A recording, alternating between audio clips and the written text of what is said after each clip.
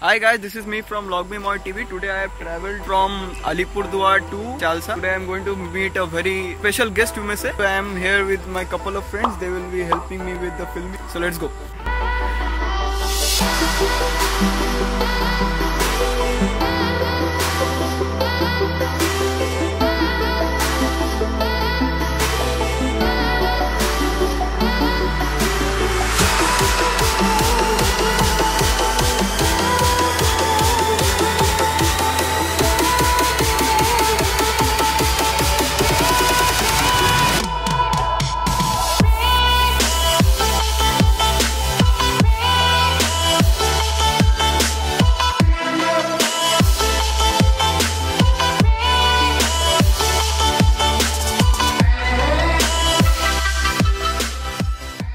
Welcome back to the channel guys, this is me Moy from Logme TV, and today I have a very special guest with me. Actually I am his guest because I have come here to visit him. So Nico, introduce yourself. Well, hi, my name's Nico Bashford.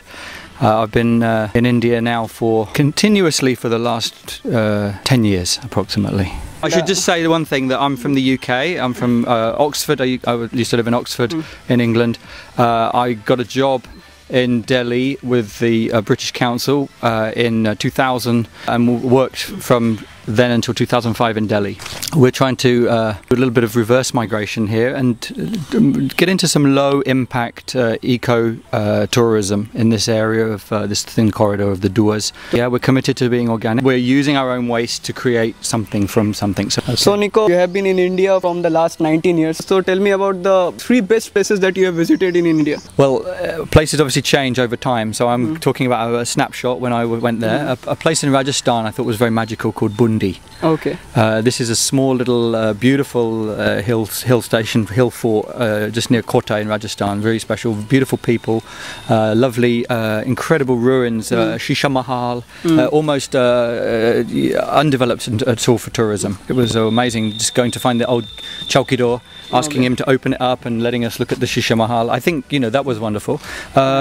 Other favourite places? Well, I think I have to say Rishikesh was our weekend getaway. I used to live in Delhi, and Rishikesh is a wonderful place, especially around Lakshman Jhula. I have very fond memories of that, probably around 2005. The Ram Jhula. Yeah, that was great. And I suppose if I have to choose the most special places for me in India, they would be the most loneliest, I suppose, the places where there are the least people. But I've tried to visit some of the really important pilgrimage sites while I've been living in India, and one of the things I've done is the Hindu Char Dham.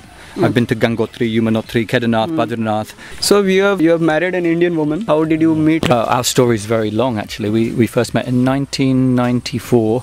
Eventually we got married. See, it was 6 years later, and we got married in 2000. It was a very slow developing thing. And we've been married now for 18 years, and we have 2 children. My daughter Emily is 16. Our son Tom is 14. I got a job, a very good job with the British Council in New Delhi. So then at that point we'd been married 6 months, and we were able to move to Delhi. We lived there for 5 years. This particular place, which is my wife's ancestral home, because we saw it as just an amazing, but it had just fantastic potential. It was this thin corridor of land buffeted by the Himalaya on one side and all of the jungle forests and rivers coming down from the hills. And we felt that it was just a complete melting pot of culture, really. People get on with each other. That is what my next question was. India, you move from one state to another state, you find different cultures. Okay, we get along with each other, and sometimes there are some problems. Do you think so diversity in culture is the problematic thing, or is this a blessing in disguise? I think the diversity of India is what makes it so dynamic and incredible, really. There's a beauty in this diversity, right? Oh, I think so. I don't see it as problematic. To me, it's what makes this place exciting, and is what makes me want to do something here with the communities. I think it's. What are the 3 best Indian foods that you ever had, and you want that to be available throughout the Europe? I'm interested in is a kind of home cooking. Yes. I really enjoy all the green vegetables that we get here that we can get in Europe if it's flown in every day, but it's a huge carbon footprint to eat that each day. Here we're just growing it organically and harvesting it each day. So with your rice and your dal, and you can make various vegetable dishes that you wouldn't normally find in restaurants. That's something that interests us, I think. But yeah, so many things. Oh, I don't know where to start. Here, the small little river fishies called jila. Are very tasty. We eat sometimes a wild chicken as well. Yeah, it's great. It's great. I mean, there's lots of things. My wife cooks at lunch every day, so we always have Indian food at lunchtime. So now we'll discuss some controversial topics. So disclaimer, our views is our views and none of your views. And don't get offended because this is just our views and we are not here to offend anyone. So we'll talk about the drinking culture in India. Okay, so it's a public offense to drink in public in India, and we as a society in India do not associate drinking culture with good ethics. I think, you know, alcohol and use of alcohol has been part and parcel of North European culture for thousands of years. I mean, you know, our forefathers drank ale, their forefathers drank gin, their forefathers drank whatever they were making at that time. It's alcohol is part of the Western culture, it's part of the fabric of society. I think the problem in India has come that this is not necessarily the case with traditional Hindu culture or the Islamic culture that has been here for 400 or 500 years. So we get a situation of like you say, moral consternation, people regarding alcohol as being somehow degenerate or something like that. I think my experience is that alcohol is very prevalent here. Alcoholism is very prevalent here. I have seen so much alcoholism, not just particularly among certain ethnic groups. It's very, very common. People die very, very regularly from drinking illegally distilled moonshine. There's a furtiveness to people drinking in a clandestine kind of way. It has a shady feeling often. And I think if the secular nature of the Indian constitution is to prevail, that people should feel that they can drink responsibly and socially. I think, yeah, publicly not. No, not walking around with cans of beer or whiskey. There should be designated places where people can go, but provided the people that are serving the alcohol to people have a sense of what is acceptable and what isn't. And if you think that a customer has gone beyond their safe level, or they're becoming raucous or abusive, that you simply refuse to serve them anymore. So that kind of social contract, it kind of links to civic sense, really. And they should also have some social security that I am not going to sell you alcohol, but you cannot hit me. Yeah, obviously there has to be legislation in place to say that someone who has a license to sell alcohol has the right to refuse. But I think to demonize alcohol is a huge mistake. We've seen in India now certain states that are running dry, but we know that all this really does is create an intensely powerful black market, and people then can continue to do what they're going to do anyway, but they just have to pay huge amounts of money to do it. Alcohol is a huge problem in India. To say that it isn't is just utter hypocrisy. It affects many cultures, many stratas of the society, and it's a serious issue. And I think that demonizing drinking and making these people feel that they have to hide their addiction is not helpful. So this is the last segment of this chit chat or interview, what you may call it. So in this part we will have a rapid fire round. I will ask you some questions, then you tell me the first thing that comes in your mind. The first one, okay? Okay, go ahead. Favorite British food? Favorite British food? It was. I really enjoy sausages, and if they're cooked in a lovely casserole, I think that's probably my favourite British food. Sausage casserole. Sausage casserole. Favorite Indian street food? Street food. Well, I really like in Calcutta they have these wonderful rolls, kathi rolls I think they're called. They can be filled with egg, chicken, vegetables. They're fantastic. They're really really filling and really cheap and really tasty. Favorite Western festival other than Christmas? Other than Christmas?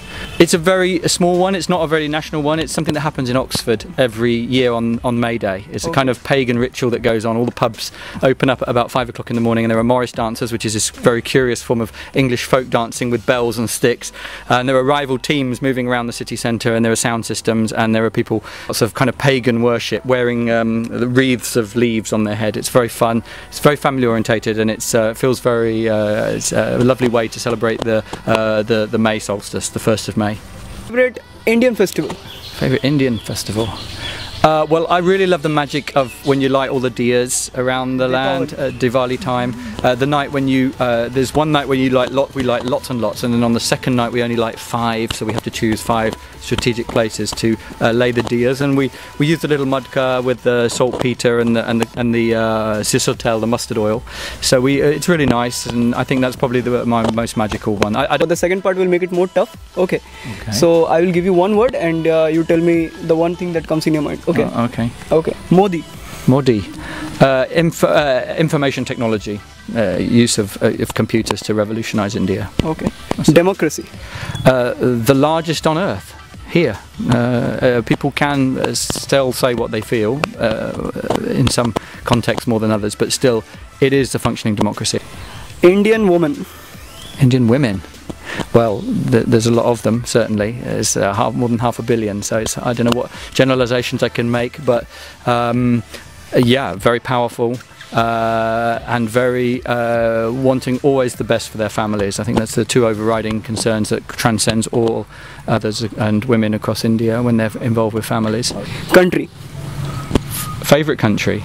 The first thing that comes after I say country. The first thing that comes into mind, I've lost that moment now, haven't I? I've lost that moment. Now I'm reflecting, it's no use. Yes. Pass. Well, country, yeah, different nations, I don't know, we move between them, we see different things, we feel different things, but there are things that make a country unique, and I think India has a very strong, definite sense of itself, in spite of its incredible diversity, probably one of the most diverse countries on the planet. India, full of contradictions, full of the very, very ancient and jarring against the very modern. Land of contradictions, it's all been said before, but on the move, changing definitely. We feel the rate of change now in India is much faster than it's ever been at any point in its history, I think. So it's evolving all the time, and there's a lot of dynamism, there's a lot of intelligent people, and I think things slowly are moving and evolving in ways which make the country ever changing, and hopefully in a positive way. Okay. Guys, hit like if you like this video, and subscribe to his channel and see what he's gonna do next. And stay tuned and subscribe for more amazing content. This is me, Moy, from Log Me Moy TV, signing out.